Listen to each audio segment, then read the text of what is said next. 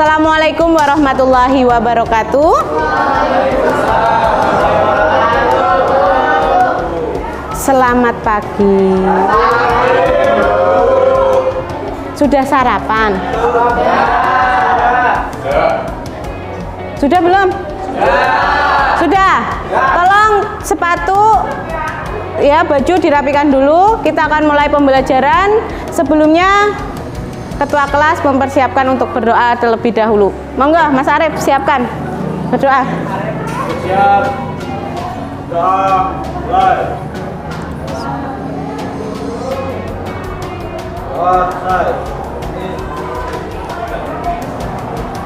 Hari ini yang tidak berangkat siapa? Damar. Berarti guru absen dulu ya.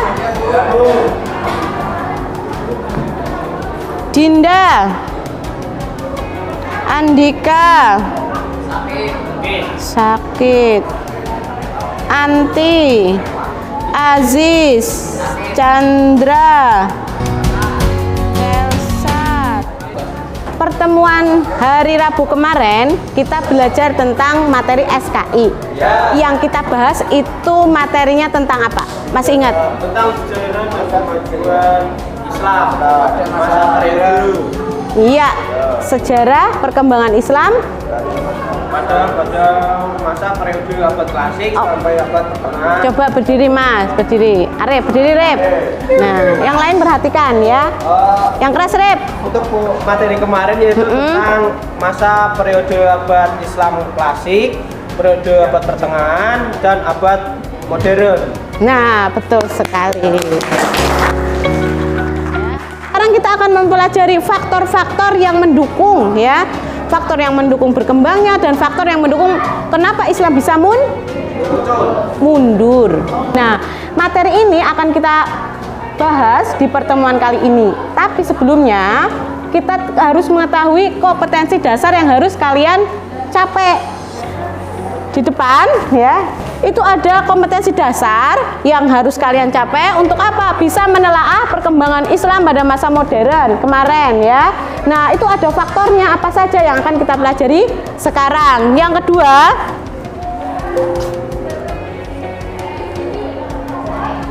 kedua, menyajikan prinsip-prinsip perkembangan peradaban Islam pada masa modern. Indikator dari materi ini ya, menyajikan paparan tentang perkembangan Islam pada masa modern dan menyajikan prinsip-prinsip perkembangan Islam pada masa modern dan menampilkan sikap semangat menempuh perkembangan ilmu pengetahuan dan bekerja keras sebagai implementasi dari semangat umat Islam pada masa modern. Nah, sekarang kita masuk ke materi. Nah, terlihat ya? Terlihat tidak? Terlihat.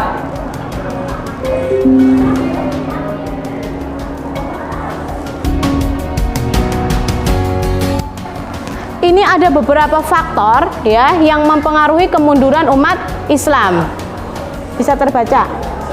Salah satunya adalah negara Islam lebih tertinggal baik dari sisi ekonomi maupun dalam hal ilmu pengetahuan. Hal tersebut tentunya disebabkan oleh beberapa faktor, dari faktor internal, eksternal, serta adanya imperialisme barat ke negara Islam.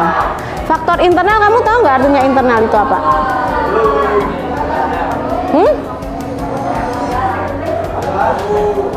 Iya, terus. Nah, faktor internal, semakin jauhnya umat Islam dari Al-Quran dan Al-Hadis.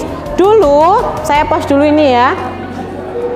Dulu pada masa modern, ya, pada masa kemarin masa kejayaan, para ulama Islam itu mementingkan yang namanya ilmu pengetahuan dan juga ilmu agama. Mereka tidak lepas dari yang namanya Al-Quran dan hadis. Tapi berkembangnya waktu ya, makanya Islam mundur, bisa mundur karena apa? Karena mereka meninggalkan Al-Quran dan Al-Hadis. Boxing semangat. Ya, itu cuma di mulut. Jal, berdiri semuanya. Ya, kita ice breaking terlebih dahulu. Direnggangkan dulu. Ya, serah semangat maning ya. kita mulai dari ice breaking dengan lagu Sayur Nara, tapi tidak sampai berjumpa pulang, belum pulang ya. 1, 2, 3. Sayur Nara, sayur Nara, sampai pundak lutut kaki lagi. Sayur Nara, sayur Nara, sampai pundak lutut kaki. Satu kali lagi. Sayur Nara, sayur Nara, sampai pundak lutut kaki. Koreksi. Langsung, ini kalian kan duduknya sudah seperti kelompok kemarin ya. Tadi materi kita sampai di faktor eksternal dan internal. Setelah ini kalian harus berdiskusi dengan kelompok. Ya, akan saya tayangkan video pembelajaran tentang faktor yang mempengaruhi kemunduran Islam.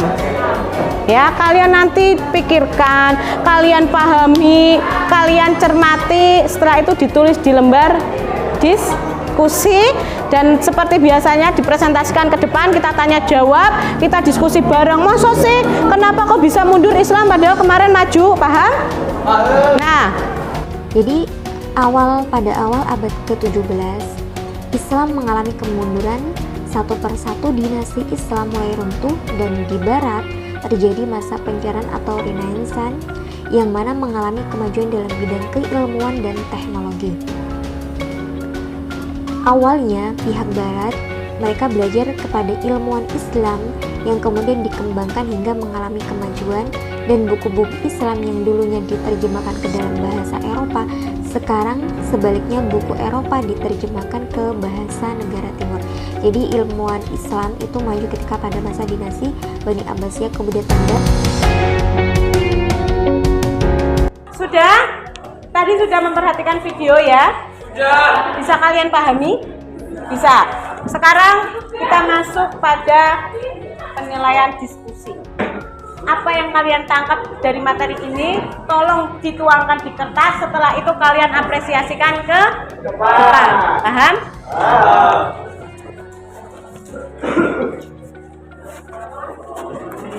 Silakan dikerjakan, didiskusikan berkelompok.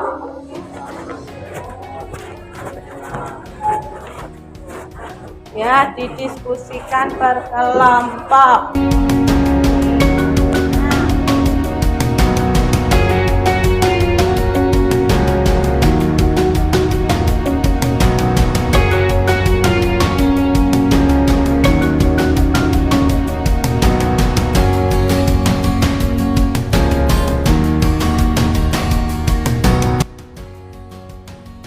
Ya, silakan kelompoknya maju. Silakan presentasikan. Faktor apa saja? Pembukaan lah, kenalkan dulu teman-temannya. Assalamualaikum warahmatullahi wabarakatuh. Waalaikumsalam warahmatullahi wabarakatuh. Sebelumnya saya akan mempresentasikan hasil kelompok kami, yaitu tentang faktor kemunduran peradaban Islam.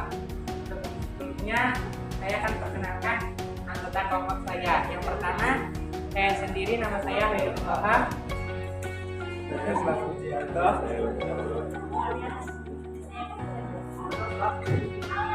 Nah, yang pertama, faktor kemunduran peradaban Islam yaitu meninggalkan ajaran Al-Quran dan hadis. Yang kedua, tertinggalnya dalam bidang ekonomi maupun bidang keilmuan. Faktor lain yaitu adanya perang salib yang termasuk faktor eksternal. Perang salib terjadi sekitar 1096 hingga 1270. Yang kedua yaitu faktor ekologis di negara Islam yang cenderung gersang. Yang ketiga, perdagangan Islam internasional mengalami kemunduran. Iya, betul sekali. Terjadinya perang, yaitu perang salib. Apa itu perang salib? Coba siapa yang tahu perang salib? Boleh kalian menggunakan media sosial ya. Biar apa? Biar kita tidak tertinggal, ya tidak?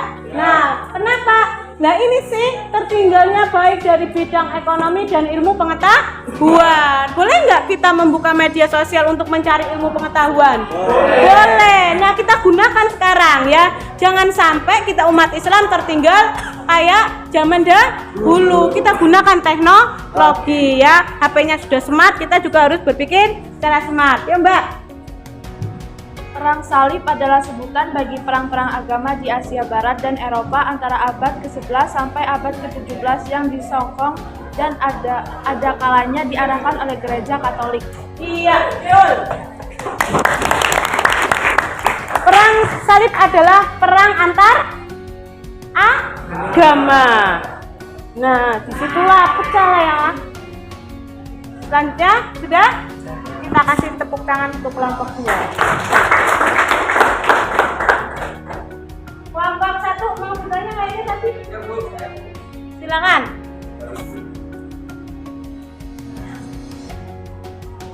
Ya, perkenalkan nama saya Bisa Farusdin.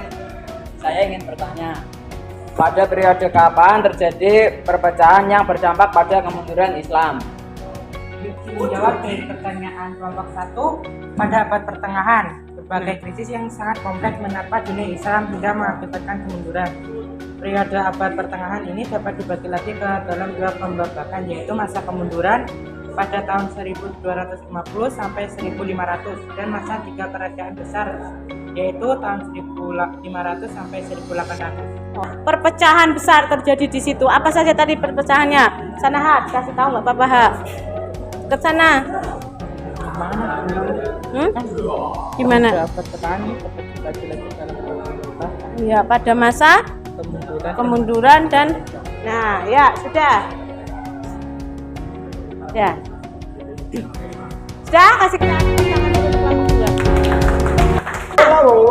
Bapak sekalian, ini ada perwakilan yang akan menyimpulkan materi pada pagi hari ini.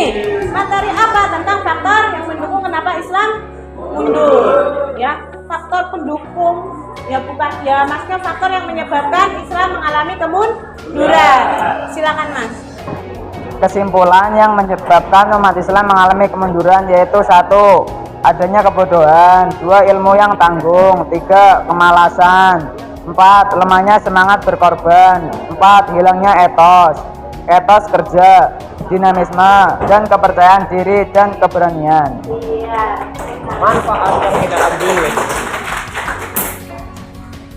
Manfaat yang dapat kita ambil dari kemunduran peradaban Islam di dunia yaitu membuat seseorang mengetahui tentang hal-hal yang dihindari agar agama Islam tidak menuju ke arah kemunduran, menjadi pembelajaran agar hal yang termasuk dalam faktor kemunduran tersebut tidak diulangi di masa yang akan datang atau masa depan.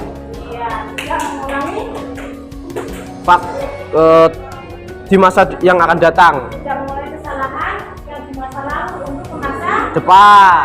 Nah, ini guru hanya menguatkan saja apa yang disampaikan dari kedua teman kita itu betul sekali ya. Nah, kesimpulannya sini aja nggak apa-apa. Pada materi ini ya, kita jangan sampai meninggalkan ilmu jangan meninggalkan jangan meninggalkan ya. Karena apa? Dulu ketika Islam berjaya mereka sangat menjunjung tinggi Al-Quran dan hadis. Setelah itu ditinggalkan, Islam mengalami kemunduran. Pada masa kapan Islam mengalami kemunduran? Ketika abad ke-12. Nah, itu pada masa pertengahan. Islam tertinggal baik dalam bidang ekonomi, politik, dan sosial. Sampai ilmu pengetahuan sudah tinggal. Padahal pada waktu kejayaan Islam yang menciptakan segala macam ilmu pengetahuan awal-awalnya. Paham? Sudah paham? Ya, silakan duduk Mas. Alhamdulillah, kita sudah selesai ya pertemuan pada pagi hari ini. Boleh ditutup dulu bukunya. Nah, ya. Kita tutup pembelajaran pada pagi hari ini dengan bacaan hamdalah bersama-sama. Alhamdulillah.